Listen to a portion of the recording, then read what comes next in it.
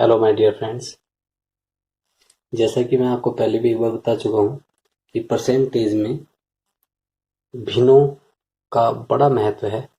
अगर आप भिन्न समझते हैं प्रतिशत के साथ साथ तो आपको प्रतिशत में बड़े आसानी हो जाएगी। एक बार हम फिर से इस भिन्नों की चार्ट को रिपीट कर लेते हैं। ठीक है, 1/2 का अर्थ होता है 50%। 1/3 का अर्थ होता है 33 से ही 1/3%। 1/4 का अर्थ होता है 25%। 1/5 का अर्थ होता है 20%। 1/6 का अर्थ होता है 16 से ही 2/3%। 1/7 का अर्थ होता है 14 से ही 2/7%। 1/8 का अर्थ होता है 12 से ही 1/2%। 1/9 का अर्थ होता है 11 से ही 1/9%। 1/10 का अर्थ होता है 10%। ठीक है, ये आगे भी लिखी हुई हैं, आप इन सबको देख सकते हैं, समझ सकते हैं। बहुत ज़्यादा मुश्किल काम नहीं है, लेकिन इस काम को करके आप याद रखकर बहुत समय बचा सकते हैं अपने परीक्षा में। ठीक है, बहुत ही हमारे एक बड़े मैथ के टीचर हैं राकेश यादव जी, वो इन्हीं मेथड से सवाल को कराते हैं। ठीक है, तो आप लोग इस चीज़ की अगर प्रैक्टिस करते हैं तो ये आपके लिए बड़ा बेनिफिशियल होगा। ठीक है, अगर आप बड़ी भिन्नों के लिए करना चाहते हैं, देखिए परसेंटेज बनाना, भिन्न बनाना, इसमें कोई बड़ी मुश्किल बात नहीं है। लेकिन अगर आप प्रैक्टिस में रहते हैं तो उसे आसानी से यूज कर सकते हैं। कहीं अगर 4% लिखा है तो आप उसकी जगह 1/25 सीधा लिख सकते हैं। आपको 4/100 करके 1/25 करने की जरूरत नहीं है। ठीक है, ऐसे ही अगर आप देखते हैं कि 3/8 की जगह आप क्या यूज कर सकते हैं। तो अगर आपको 1/8 की फ्रैक्शन पहले से ही पता है तो आप 3 गुना कर सकते हैं उस फ्रैक्शन का, कि 12×3 = 36 और 3/2, तो 2 से एक बार पूरा कट जाएगा तो 36 और 1 37, और 37/37 से ही 1/2, ये आपका आंसर हो जाएगा। ठीक है, इसी तरह से अगर आपको 1/5 पता है, 1/5 पता है, तो 1/5 को 4 गुना करते ही आप 80% के रिजल्ट पे निकल जाएंगे 4/5 के लिए। ठीक है स्टूडेंट्स, तो इस तरह से 3/4 को 75% कहते हैं, आप जानते ही हैं। आप आसानी से बहुत सारी चीजें कर सकते हैं। तो आराम से इसी तरह के हम सवाल अभी लेंगे। ठीक है, एक सवाल लेते हैं और आगे देखते हैं। देखिए स्टूडेंट्स, अगर किसी संख्या का 16 से ही 2/3% उसी संख्या में जोड़ दें तो 4956 यानी 4956 बनता है। 16 से ही 2/3% उसी संख्या में जोड़ दें तो 4956 बनता है। मूल संख्या बताओ। तो आपको मूल संख्या बतानी है। आप इसे अगर बेसिक मेथड से करेंगे तो ऐसा करेंगे, मान लीजिए मूल संख्या आपकी x है, तो प्लस x का 16 से ही 2/3% यानी 16×48 और 2 50/3% यानी 50/300। ठीक है, बराबर आपका 4956 बनता है। 0 से 0 कैंसिल, 5×30। ठीक है, 1/6 हो गया, x/6, और ये हो जाएगा आपका 6×7x/6 4956। ठीक है, और x बराबर आपका आ गया 4956 गुना 6/7। ठीक है, तो 7×7 = 49 और 7×8 = 56 और 8×6 = 48 और 8×6 = 42, ये संख्या हुआ है। ठीक है, ऐसे बन जाएगा। ठीक है, ऐसे भी आप कर लेंगे, छोटा सा ये सवाल है, लेकिन अगर आपको फ्रैक्शन आती है तो थोड़ा सा जल्दी कर सकते हैं। समझने की दृष्टि से हम बात करते हैं कि 16 से ही 2/3% की जो फ्रैक्शन बनती है, 16 से ही 2/3 की जो फ्रैक्शन बनती है 50/3 यानी 500/3 यानी 1/6% बनती है, 1/6 बनती है। ठीक है, तो उसने कहा 16 से ही 2/3% उसी संख्या में जोड़ दिया जाए, मूल संख्या में, यानी कि जो मूल संख्या है उसी में उसका 16 से ही 2/3 जोड़ दें। तो मूल संख्या अगर 6 है तो उसमें 1 जोड़ दें, यानी कि संख्या कितनी हो जाएगी, 7 हो जाएगी। ठीक है, तो आपको मूल संख्या निकालनी है।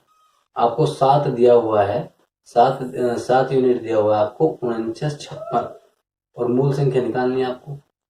ठीक है, तो मूल संख्या निकालने के लिए आपको क्या करना पड़ेगा, इसको 6 से मल्टीप्लाई करना पड़ेगा। ठीक है, तो आपका ये हो जाएगा 6/7, 7 से इसे 1 करेंगे तो ये आपका हो गया 7, 7 7 8 56 42 48। ठीक है, आप इस तरह से कर सकते हैं। समझ में आ गया?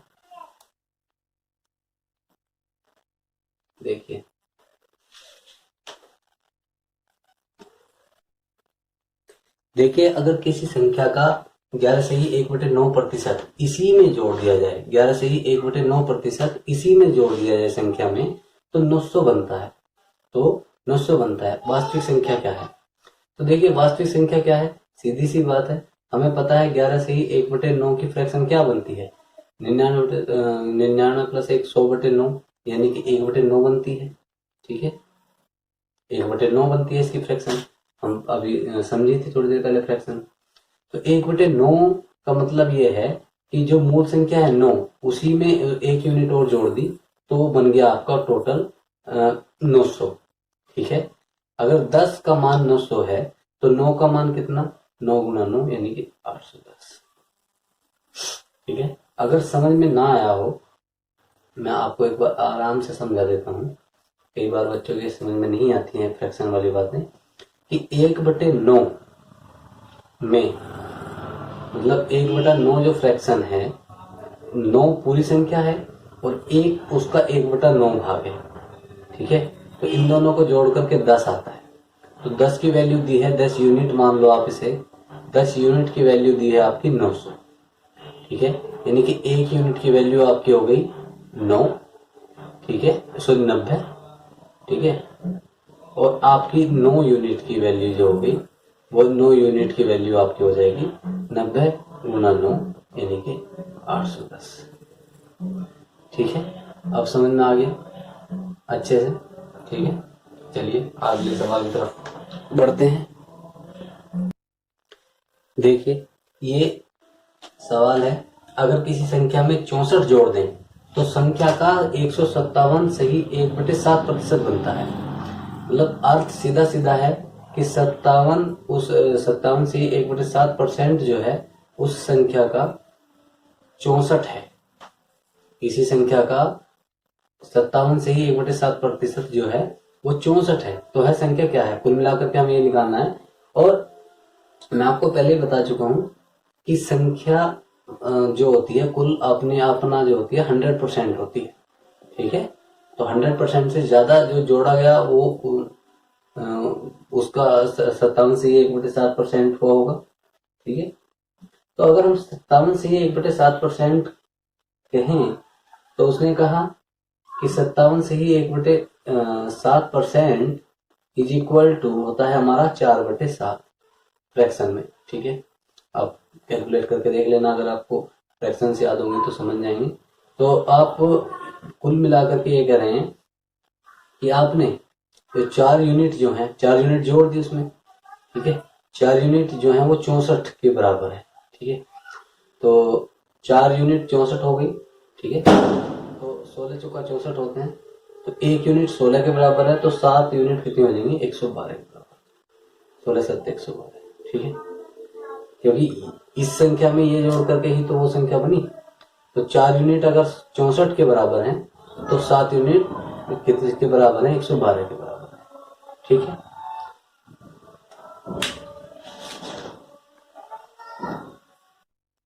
अगला सवाल देखिए, अगर किसी संख्या में 930 जोड़ दिया जाए तो संख्या का 444 से ही 4/9% बन जाता है।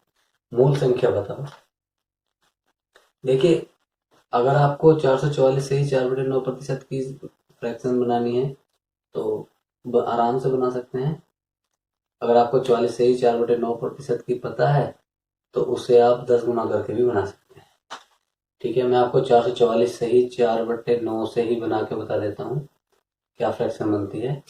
तो आप इसकी मल्टीप्लाई करेंगे, 9 चौक 36, 9 चौक 36 39, 9 चौक 36 39, और अगर आप +4 करेंगे तो 4000/9 गुणा 100, 2 जीरो से 2 जीरो यानी 40/9 आपकी फ्रैक्शन आ गई। 40/9 अगर आपकी 40/9 फ्रैक्शन आ गई तो जो जोड़ी गई संख्या है इस फ्रैक्शन में कितना डिफरेंस आ रहा है? 31। तो 31 यूनिट जो जोड़ा गया वही तो बड़ा होगा। 9 में 31 जोड़ करके 40 आया, तो 31 ही तो जोड़ा गया होगा। तो 31 यूनिट जो है वो 930 है। ठीक है, यानी कि 1 यूनिट आपका हो गया 31 × 93 यानी कि 30। ठीक है, 31 × 93 30 यूनिट, सॉरी 30। 1 यूनिट बराबर 30 और हमारी मूल संख्या कितनी थी? तो 9 थी। तो 9 यूनिट बराबर आ गया आपका 30 गुना 9 यानी कि 270। ठीक है, बड़ी आसानी से आप इस सवाल को कर सकते हैं फ्रैक्शन के साथ में। अगर आप प्रतिशत से करना चाहें तो प्रतिशत से भी कर सकते हैं, आपको फ्रैक्शन से करना चाहें तो फ्रैक्शन से कर सकते हैं, आपकी इच्छा। ठीक है स्टूडेंट्स, चलिए एक अगला सवाल देख लेते हैं। बस एक और सवाल देख लेते हैं, या छोटे छोटे 2 सवाल ले लेंगे बस। देखिए स्टूडेंट, ये एक सवाल है, अच्छा सवाल है। ठीक है, बहुत आसान तो नहीं है लेकिन बहुत मुश्किल भी नहीं है। एक बार देख लेते हैं। किसी सिनेमा टिकट की बिक्री 57 से ही 1/7% बढ़ जाती है और टिकट का मूल्य 16 से ही 2/3% बढ़ जाता है। उसके राजस्व में कितनी वृद्धि होगी? राजस्व कहते हैं जो उससे टिकट बेचने से पैसा आएगा, उस पैसे को राजस्व कहते हैं। उसमें कितनी वृद्धि होगी, कितना बढ़ जाएगा वो पैसा? अगर आपको ये प्रतिशत से निकालना है तो थोड़ा सा टाइम लग जाएगा। ठीक है, लेकिन आप इसे अगर फ्रैक्शन से करने जाएंगे, भिन्न से करेंगे तो आसानी से इसे कर सकते हैं। जैसे हमें पता है कि 57 57 सहित 1/7% की जो भिन्न बनती है वो बनती है आपकी 4/7। ठीक है, इसी तरह से 16 से ही 2/3% की जो भिन्न बनती है वो कितनी बनती है? वो बनती है आपकी 1/6, है ना। 16 से 48 तो 50/3। ठीक है, यानी कि आपके 500/300, सॉरी 50/300, तो 1/6। ठीक है, अब आप सीधा सीधा ये मान लें कि जो आपका पहला उनका जो मूल्य था वो ये था, ये पहला मूल्य है, ये ऊपर वाले बढ़े हुए मूल्य, यानी कि पहला जो उनका राजस्व बन रहा था वो 7 × 6 यानी कि 42 रुपये बन रहा था। ठीक है, टिकट में वृद्धि हुई तो वृद्धि होने पर 7 + 4 यानी कि 11 बन गया, बिक्री 11 हो गई, और 6 + 1 यानी कि 7 हो गई आपकी मूल्य। तो इन दोनों की मल्टीप्लाई आती है आपकी 70। ठीक है, इसमें कितना डिफरेंस बना? 77 पे कितने की वृद्धि होगी? 35 की वृद्धि हुई 42 पे, तब जाकर के वो 77 हुआ। ठीक है, तो 35 की वृद्धि हुई 42 पर, तो कितने प्रतिशत बढ़ा? 35 42 गुना 100।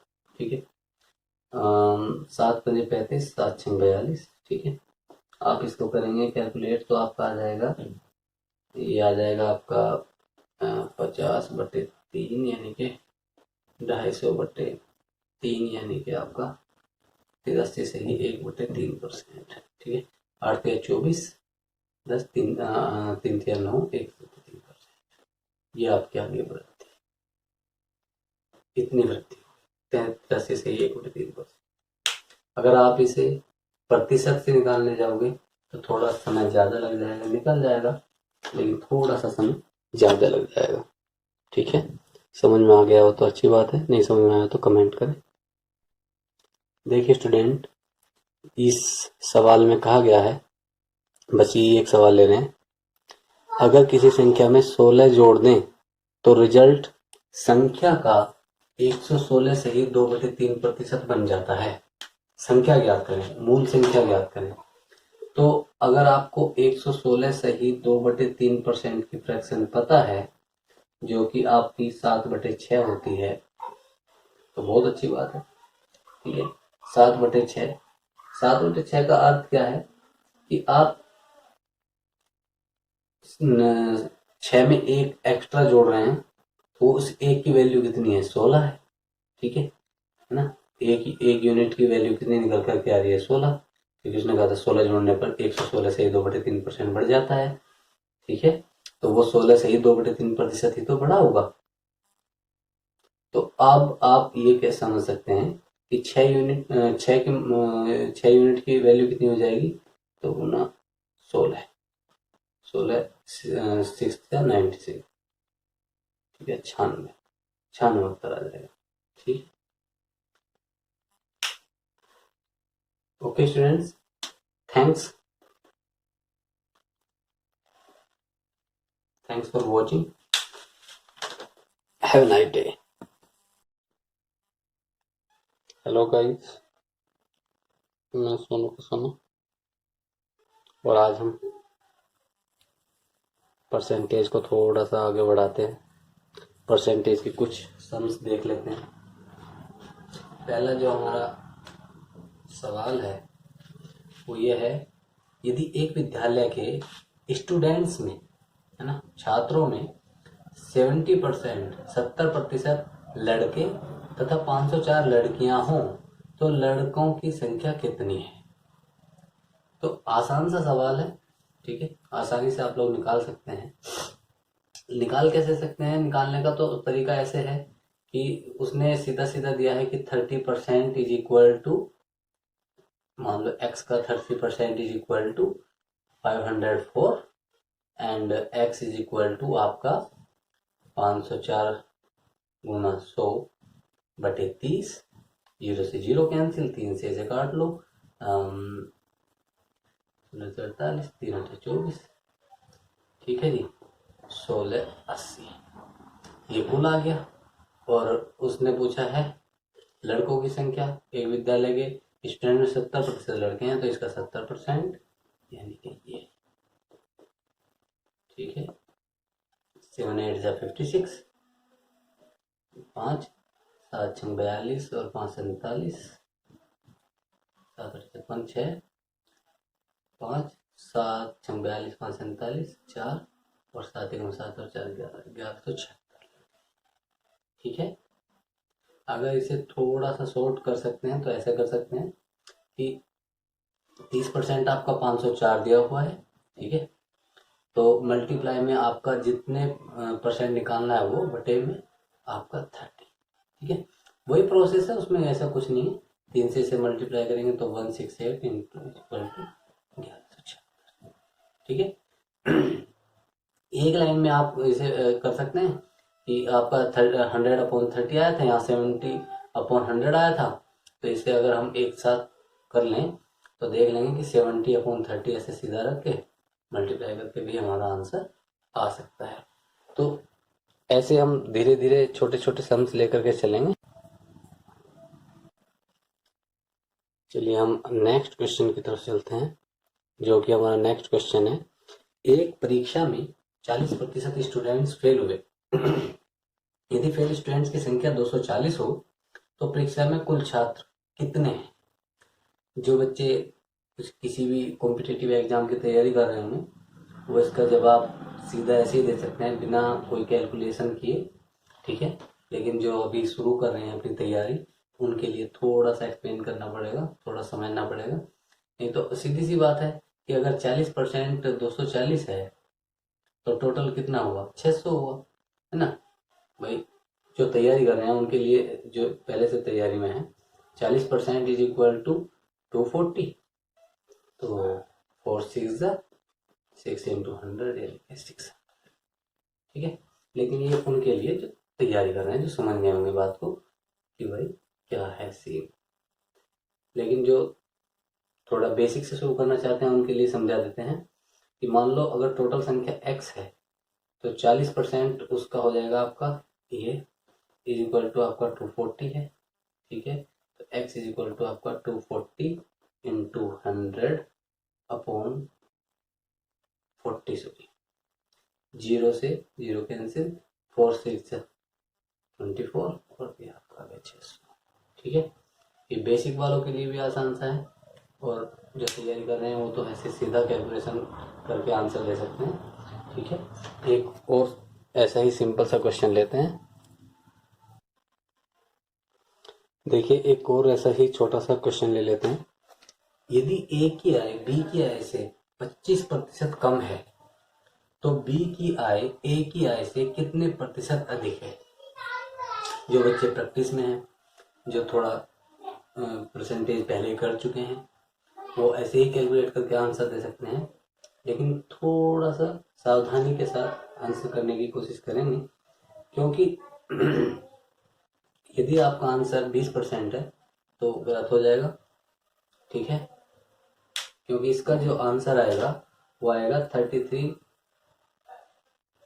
राइट 1/3%, यानी 33 से ही 1/3%। ठीक है, सॉल्यूशन की तरफ चलते हैं बेसिक वाले बच्चों के लिए।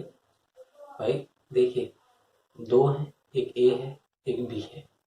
क्या कहा है, यदि ए की आय बी की आय से 25% कम है, तो बी की आय अगर 100 है तो ए की आय 25% सीधा 75 है। ठीक है, तो बी की आय ए की आय से कितने प्रतिशत अधिक है। तो अगर हम बी की आय की बात करें तो वो 25 ज्यादा है, कितने से, 75 से। मल्टीप्लाई 100 और 25 3 जा ये 75, तो ये आ जाएगा आपका 33 सही 1/3%।